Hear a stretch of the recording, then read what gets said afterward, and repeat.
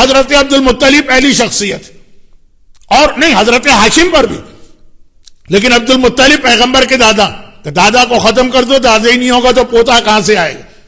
البتہ بس technical mistake ہو گئی، ان کی کتابوں میں لکھا تھا کہ آخری نبی کے دادا کا نام شیبہ ہوگا، وہ نام چھپا دیا اللہ نے، عبد المطلب مشہور کر دیا۔ اب ممبروں پہ بھی پڑھا جاتا ہے، اور حج اور عمرہ کرنے والوں کو پتا بھی ہے کہ خانہ کعبہ کی زیارت کے لیے باب بنی شیبہ سے جانا مستحب ہے، شیبہ کی اولاد کا دروازہ۔ تو لوگ پوچھتے ہیں شیبہ کون؟ تو ہم بتاتے ہیں شیبہ کون۔ ہم سے مطلب یہ ہے کہ جو بھی حج اور عمرے پہ آپ کو گائیڈ بنائے، تو نام کے چکر میں وہ مارے گئے، وہ تو شیبہ شیبہ ڈھونڈتے رہے، عبد المطلب ان کے سامنے ہی بیٹھے، لیکن پتہ ہی نہیں تھا ان کو کہ یہی تو شیبہ ہیں جن کو ہم ڈھونڈ رہے ہیں۔ چلیں پھر عبد المطلب اتنے اسٹرانگ ہو گئے، سردار بن گئے مکے کے، اب ان پہ اٹیک نہیں، خاص طور پہ جب ان کی اولادیں ہو گئی تو کہا اب دادا کو ختم کرنے کا فائدہ کیا ہے، ان کے باپ کو ڈھونڈو۔ حضرت عبداللہ کو ٹریس کیا، حضرت عبداللہ پر شادی سے پہلے بھی قاتلانہ حملے ہوئے، شادی کے بعد بھی قاتلانہ حملے ہوئے۔ جناب آمنہ پہ حملہ ہوا اس عورت کے ذریعے جو جناب آمنہ کی کنگھی چوٹی کرنے آتی تھی، خاص خاتون تھی جس کا کام یہ تھا کہ بنی ہاشم کی عورتوں کے گھر میں جائے گی اور ان کی کنگھی چوٹی کرے گی، بالوں میں تیل میں ڈالے گی، اصلاح کرے گی، جو کام آج بیوٹی پارلر کرتے ہیں، لیکن بیوٹی پارلر عورت کو بے حیا بناتے ہیں، وہ عورت کو صاف ستھرا جو اسلام کا حکم ہے۔ جناب آمنہ پہ حملہ کیا اس عورت نے، وہ پکڑی گئی۔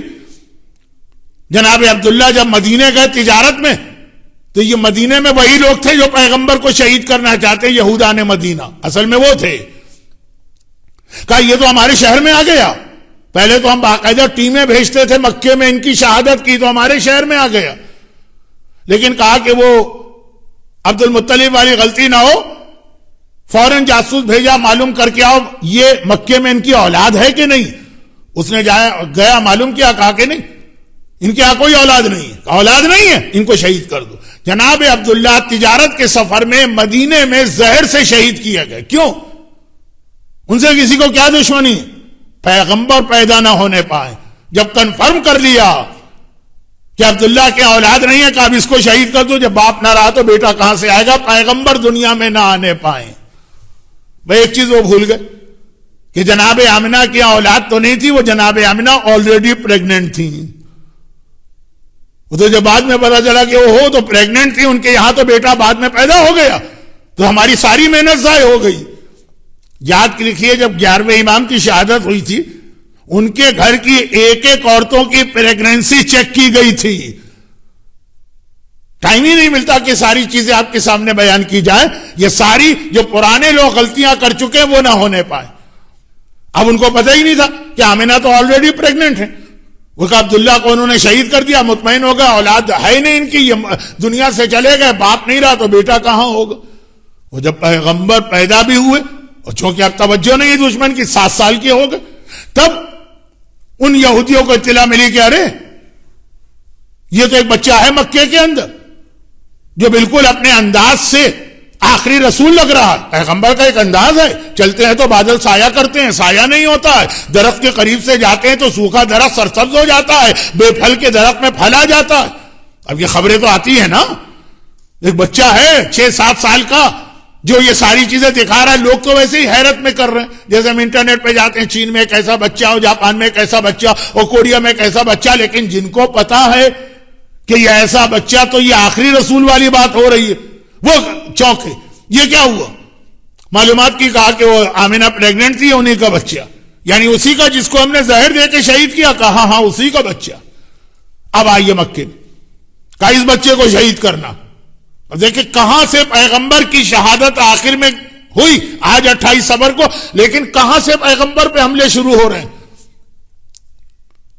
اب بہت ایک انٹرسٹنگ بات ہے، ٹائم بہت زیادہ گزر گیا، لیکن آپ میری مجلسوں میں تو عادی ہیں کہ 70 اور 75 اور 80 منٹ بھی ہو جاتے ہیں، چھوٹی سی بات لیکن بہت اہم بات، اور وہ یہ کیا وہ آئے مکے میں، پیغمبر کو دیکھا، کتابوں میں ساری نشانیاں لکھی ہیں، ساری نشانیاں پوری اتر رہی ہیں، بچہ وہی لگ رہا، لیکن کہا کہ بالکل فائنل کنفرم کر لو تاکہ ایسا نہ ہو کہ ہم اس بچے کو مار کے پھر مطمئن ہو جائیں، پتہ چلے کہ وہ آخری رسول تو کسی اور گھر میں پل رہے ہیں اور وہ جوان ہو کے ہمارے لیے مسئلہ بنے۔ چنانچہ کنفرم کر لو پیغمبر کو کیسے کنفرم کیا یہ آخری رسول ہے کہ نہیں ہے, سچے رسول ہے کہ نہیں ہے, یہ سردار انبیاء ہے کہ نہیں ہے, کیسے کنفرم کیا؟ ایک طریقہ ہے کہ آگ میں پھینک دیتے, ایک طریقہ ہے کہ ان پہ تلواروں سے حملہ کر دیتے.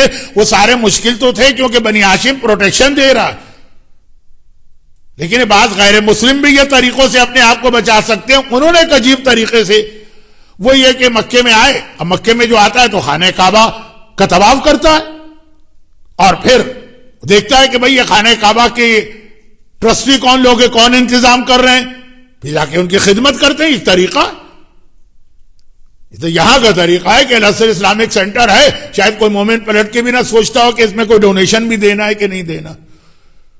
عبد المطلب کو ضرورت تھی کسی کے پیسے کی, لیکن لوگ خود آ کے دیتے تھے کہ آپ اتنا اچھا کام کر رہے ہیں. خانہ کعبہ کا احترام تو مکے والے بھی کرتے ہیں. میں واپس آ جاؤں اصل موضوع پر. آئے اور کہا کہ بھائی ہم باہر سے آئے ہیں مدینے سے. وہ تو پتہ چل رہا, بہت اچھا آپ کے انتظامات ہیں, ہم اور تو کچھ نہیں کر سکتے, ایک دعوت آپ کی کرنا چاہتے ہیں اور پورے خاندان کو لے کے آئیے گا. پہلے زمانے میں ویسے بھی اکیلے دعوتیں کھانے کا رواج نہیں تھا, پورا خاندان آتا. ٹھیک ہے آؤں گا, سب کو لاؤں گا. دیکھیں بچے کو لائیے گا. ہاں بچے آئیں گے. اب دعوت کے لیے انہوں نے کیا کہ مکے میں کسی کی ایک مرغی چوری کر لی اور اس سے ایک اسپیشل ڈش بنائی الگ, اور باقی تو بازار سے گوشت خرید کے لائے, جو بھی ہوگا. کھانے کا دسترخوان سجایا گیا, سب کے سامنے ڈشیں رکھی گئی, پیغمبر کے سامنے کچھ نہیں رکھا گیا. اب عبد المطلب کو تو جان ہے رسول اللہ, ابو طالب تو رسول کو دیکھ کے جیتے. کہا ان کے لیے, کہا نہیں آپ ان کا اتنا احترام کرتے, ہم نے ان کے لیے ایک اسپیشل ڈش پکوائی ہے. دیکھیں ڈشیں مکس اپ نہ ہونے پائیں, اس لیے انہوں نے وہ الگ ہی کیا. غلام سے کہا وہ لے کر آؤ جو اس کے لیے اسپیشل ڈش ہے. وہ اسپیشل ڈش لائی گئی, وہ مرغی پکی ہوئی. اب عام لوگ جو ہے نا وہ تو واقعہ سنتے ہیں, لیڈیز پوچھتی ہے مولانا اس کی ریسیپی بھی ہے کتابوں میں کہ کیسے پکائی گئی تھی. بھائی وہ تو نہیں ہے, وہ صرف اتنی سی بات ہے کہ پیغمبر کے سامنے رکھی گئی اور کہا یہ آپ کے لیے.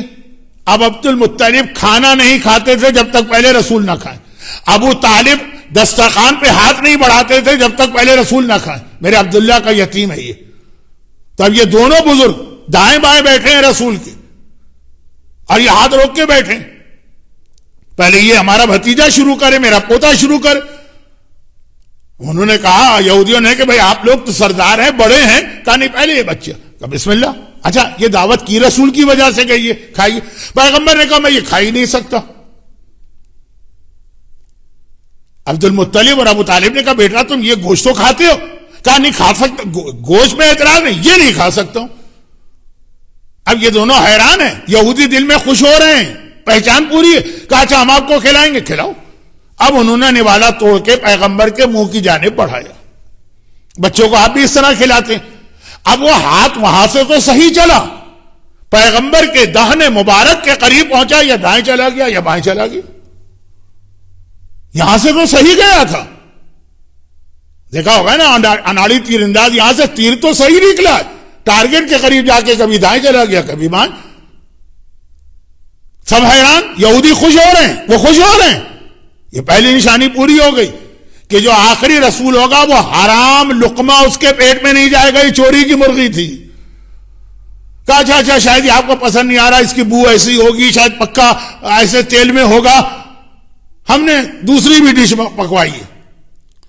مکے میں ایک بہت مشہور عورت تھی زبیدہ, نام سنا ہوگا آپ نے. زبیدہ مشہور تھی, اس کا جو کام ہی وہی تھا جو مائکروسافٹ کے بل گیٹس نے ایک اسکیم پیش کی. وہ مرغیاں پالتی تھی اور اس کے بعد پھر ان کے انڈے بیچتی تھی اور چوزوں کو بیچتی تھی اور اس طرح گزارا کرتی تھی. سنا پاکستان کے کسی لیڈر نے بھی کہا, لیکن خیر میری بات تو صرف یہ ہے کہ اس کے گھر سے ایک مرغی یہ لے کے آئے تھے, دل میں نیت کر کے کہ چوری نہیں کر رہے, وہ ہے نہیں اس وقت, جب آئے گا تو جو وہ قیمت مانگے گی دے دیں گے. $5 کی ہے لیکن وہ 50 بھی مانگے گی تو دے دیں, لیکن بغیر اجازت لائے. ہو سکتا ہے وہ کہتی کہ مجھے بیچنا ہی نہیں. تو یہ ہو گیا مشکوک غذا, شک والی.